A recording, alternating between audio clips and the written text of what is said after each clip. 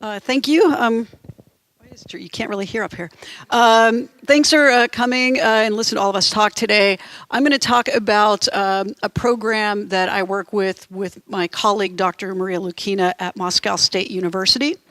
You guys want to know something about me? So I am the Associate Dean of Faculty Support and Academic Initiatives. I'm also Associate Professor of Communication. You see that not so much under social media. That's my private space to post fun pictures of my dog, not for work. I've been here since 2001, and most of my work is actually in First Amendment scholarship. But part of what I do is also work with the Moscow program because of my previous background as a journalist. So shortly after I started my second year at the University of Washington, Tacoma, the director in IAS called me up and said, I need you to write me a proposal for us to take some students over to Russia to do a media project. That proposal got funded from UW Seattle, and we found ourselves in March heading to Moscow to do a one-time only experience. The two students I took with us on that trip worked with students at Moscow State University over very intense, that's Moscow State University School of Journalism, over a very intense week of spring break to produce a 20-page news magazine that they called The Journalist. That was 15 years ago, and as you can see, the project continues. Every year, students travel to each other's country pretty much on a regular basis to co-produce anything from newspapers to print magazines to web magazines to most recently a project where we did long reads for the web. In addition to the project piece, we also have branched out. I did a Fulbright there where I taught news reporting and First Amendment law. My colleague, Dr. Lukina, and I were awarded a COIL grant. That's a collaborative online international learning grant. So we were able to take this project and sort of morph it into a similar project for students who can't travel abroad. Most recently, Dr. Lukina and I got an article accepted in a special issue about journalism without borders. And I want to talk just briefly about our research that we are finding as we're now trying to write about our project. Two things really jumped out at us. One, our project hits many of the high-impact practices, the HIPs, right, that we talk about a lot now. And those are those sort of practices that offer additional engagement to students. Now, what's really cool to me is that research is showing that HIPs are actually very important for first-gen students, for transfer students, and for students of color. And all three of these, of course, are students that fit well into our student population.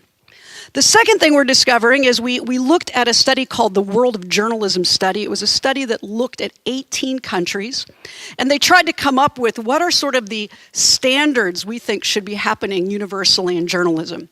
And some of the things they came up with had to do with impartiality or objectivity, being able to tell the difference between fact and opinion, being able to write balanced stories. There's a whole list of these practices. What we're discovering is that our project actually is helping to introduce and reinforce many of those professional skills and behaviors. And so one of the things we're also looking at, though, is this idea that can this be reproducible? And we think it can be. We think that despite the small size of our program, the impacts are well worth it. And so I wanted to offer just a couple of things quickly about if you wanted to do this kind of an intense project, a few things to take note of. One is cost.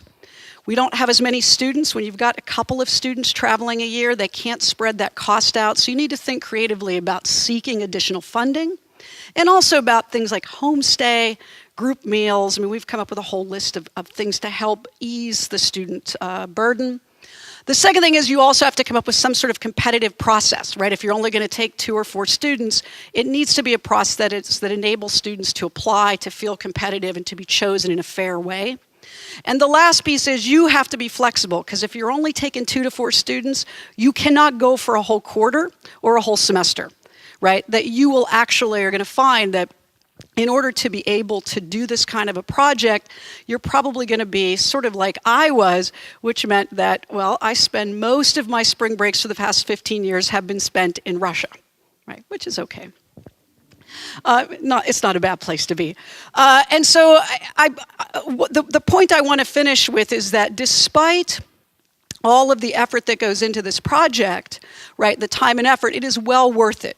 The sort of more softer side of our data so far is showing that our students who actually travel to the other universities, right, who go to the other country, that those students are seeing or indicating an increase in their early career success, and they also are indicating a lifelong change in the way that they view other countries, right? So I hope that you will consider perhaps thinking about doing one of these programs, putting the time and effort in. Thank you for viewing all these wonderful photos of over the years of my students, and the quotes that you saw up there were also quotes from the students who've turned in for the project we're working on.